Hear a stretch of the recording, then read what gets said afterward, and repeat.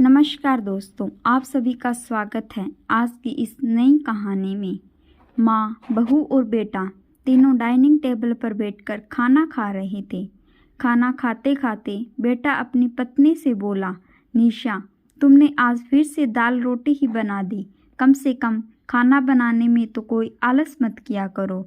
निशा बोली, बनाने वाली तो मैं आज सूजी का हलवा थी, लेकिन सूजी आज ख़त्म थी। इतने में किचन में कुकर की सीटी सुनाई देती है और खाना खाते खाते किचन में चली जाती हैं और गैस बंद करके बैठती है और कहती हैं, आलू पकाने के लिए रख दिए थे, आज शाम को आलू टिक्की बनाएंगे। सासू माँ भी यह बात सुनकर खुश हो जाती हैं। जतिन बीच में बोल पड़ता है और कहता है, ये अच्छा है, दोनों मज़े करते हो और अपनी मनपसंद की चीज़ें बना के खाते हो। तभी डोरबेल बजती है। निशा फिर से खाना खाते खाते दरवाज़ा खोलने चली जाती हैं। तब माँ अपने बेटे से कहती है, जतिन बेटा, तू दरवाज़ा खोल देता, बेचारी को खाना खाते समय भी सुकून नहीं है। तब बेटा कहता है, सॉरी माँ, मैं उठ नहीं सकता, मुझे ऑफिस जाने के लिए पहले से ही देर हो रही है। जतिन खाना खाकर अंदर जाता है। कुछ ही सेकंड बाद वह निशा को आवाज़ लगाता है, निशा, मुझे मेरी घड़ी नहीं मिल रही, कहाँ रखी है? निशा फिर एक बार और खड़ी होकर जाती है और उसे घड़ी निकाल कर देती है। अगली सुबह जतिन अपने बेडरूम में कोई फाइल खोज रहा होता है और उस फाइल के चक्कर में पूरा कमरा तहस नहस कर देता है। निशा कमरे में आती हैं तो कमरे का बुरा हाल देखती हैं तो जतिन से पूछती हैं कि क्या खोज रहे हो? जतिन कहता है कि वो फाइल कहाँ है जो मैंने तुम्हें परसों दी थी। निशा तुरंत ही वह फाइल निकालकर जतिन के हाथों में थमा देती है। जतिन उल्टा निशा को ही डांटता है और कहता है, कभी कभी मुझे लगता है कि मुझे हाउसवाइफ से शादी नहीं करनी चाहिए थी। इतना बोलकर जतिन ऑफिस के लिए निकल जाता है। पति पत्नी की यह बातचीत माँ भी सुन रही होती है, जिसका जतिन को कोई पता नहीं होता है। अब माँ और निशा जतिन को सबक सिखाने के लिए प्लान तैयार करते हैं। प्लान के मुताबिक निशा 2 दिन के लिए अपने घर में ही कहीं छुप जाती हैं। जतिन ऑफिस से आते ही चाय के लिए चिल्लाने लगता है। तब माँ कहती है कि निशा 2 दिन के लिए अपने मायके हो गई है किसी ज़रूरी काम से। यह सुनकर जतिन अपना फ़ोन निकालकर निशा को कॉल करने ही वाला होता है कि इतने में ही माँ उसे रोक लेती हैं। जतिन फ़ोन रख देता है और माँ से कहता है, माँ चाय? तो माँ बोलती हैं, हाँ हाँ बेटा, बना लेना, पी लूँगी। जतिन चाय बना लेता है। दोनों बैठकर चाय पी रहे होते हैं।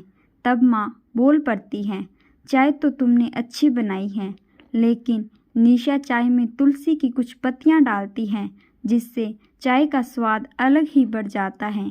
खैर कोई बात नहीं, अगली बार चाय बनाए तो बेटा ध्यान रखना।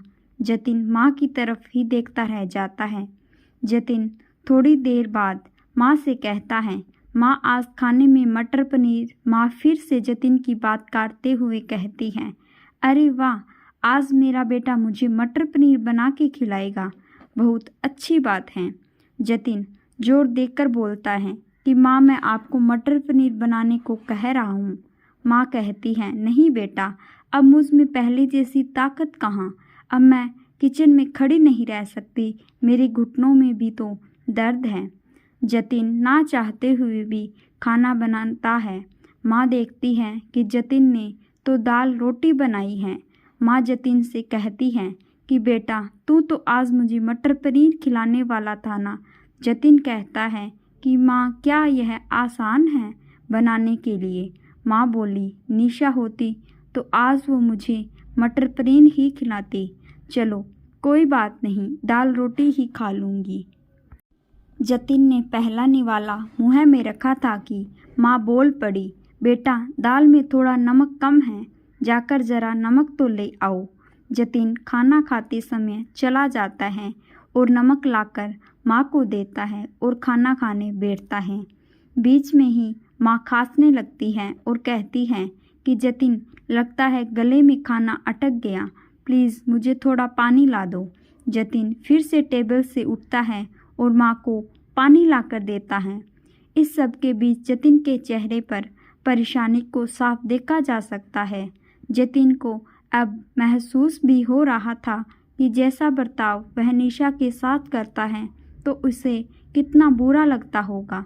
हालांकि निशा के मुँह पर भी उसने कभी शिकन नहीं देखी।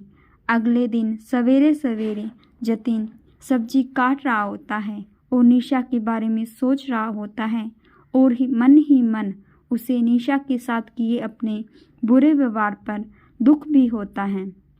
सोचता है कि हाउसवाइफ का काम भी बहुत मुश्किल होता है। तभी बेख्याली में जतिन की अंगुली कट जाती है और उससे खून निकलने लगता है। निशा से यह सब देखा नहीं जाता। वह जल्दी से आती है और जतिन की अंगुली पर पट्टी बांधने लगती है।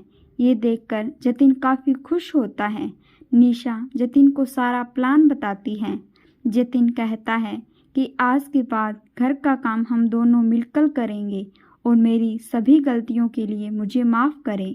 निशा पूछती है ऐसा क्यों? तो जतिन कहता है कि यदि घर हम दोनों का है तो घर का काम भी हमें मिलकर ही करना चाहिए। सास बहू के इस प्लान से बेटे को